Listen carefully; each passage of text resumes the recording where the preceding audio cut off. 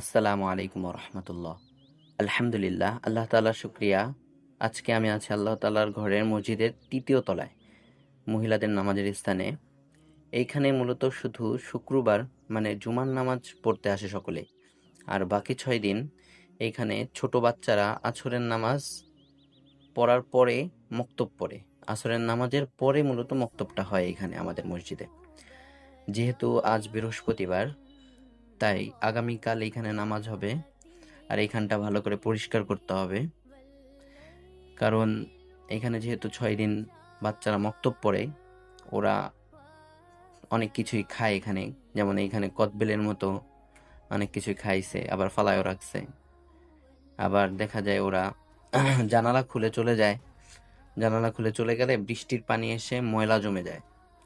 ওই বৃষ্টির পানি তার ওইটা মিলে শুকায় যায়, তখন ওই ময়লাটা অনেক বেশি হার্ড হয়ে যায়। যেহেতু আমি এই মসজিদে একাই আছি, একাই কাজ করতেছি আপাতত, তাই জুমার দিন একসাথে ২য় তলা ৩য় তলা একসাথে কাজ করা কষ্ট হয়ে যায়। এর জন্য আগে থেকেই বৃহস্পতিবার ৩য় তলা পরিষ্কার করে রাখি। এই মসজিদে মূলত আমি কাজ করি হলো পরিষ্কার পরিচ্ছন্নতার। অনেকে ভাবে এটা হয়তো সাধারণ একটা কাজ, কিন্তু আমার কাছে এটা একটা বড় ইবাদত। আর যেই ঘরে আল্লাহ তাআলার নাম উচ্চারিত হয়, সেইখানে মানুষ নামাজ পড়ে, কোরআন তেলাওয়াত করে, সেই ঘরটা পরিষ্কার রাখা মানে আল্লাহ তাআলার সন্তুষ্টির জন্য নিজের হাতকে কাজে লাগানো। আর রাসূলুল্লাহ সাল্লাল্লাহু আলাইহি ওয়াসাল্লাম তো বলেছেনই, আত-তাহুরু শাতরুল ঈমান, পবিত্রতা হলো ঈমানের অঙ্গ। এই কথাটা যখন আমার মনে পড়ে, তখন এই ঝাড়ু ধরা হাতটা আর ভারী মনে হয় না, কষ্টটা কমে যায় আর কি। এই মসজিদে যখন একা একা কাজ করি, চারিদিকে নিস্তব্ধ থাকে, তখন মনে হয় আল্লাহ আমার দিকে তাকিয়ে আছেন। আমার প্রতিটা পরিশ্রম, প্রতিটা নিঃশ্বাস তিনি দেখতেছেন।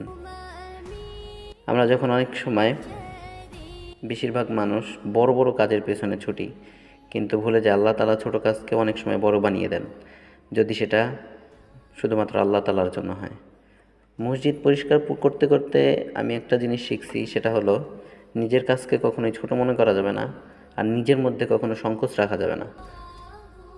যদি ভেতরটা পরিষ্কার না রাখা যায়, তাহলে বাহিরের সৌন্দর্য কখনোই কাজে আসে না। তাই আমি চেষ্টা করি মনটাকে পরিষ্কার রাখার, হিংসা অহংকার থেকে দূরে থাকার। আজ হয়তো পৃথিবীতে আমার এই কাজের দাম খুবই কম, কিন্তু আল্লাহর কাছে এর ওজন অনেক ভারী। প্রতিদিন সকালে যখন মসজিদে ঢুকি, তখন মনে হয় আমি শুধু কাজ করতে না, বরং আল্লাহ সন্তুষ্টির দিকে এগিয়ে যাচ্ছি।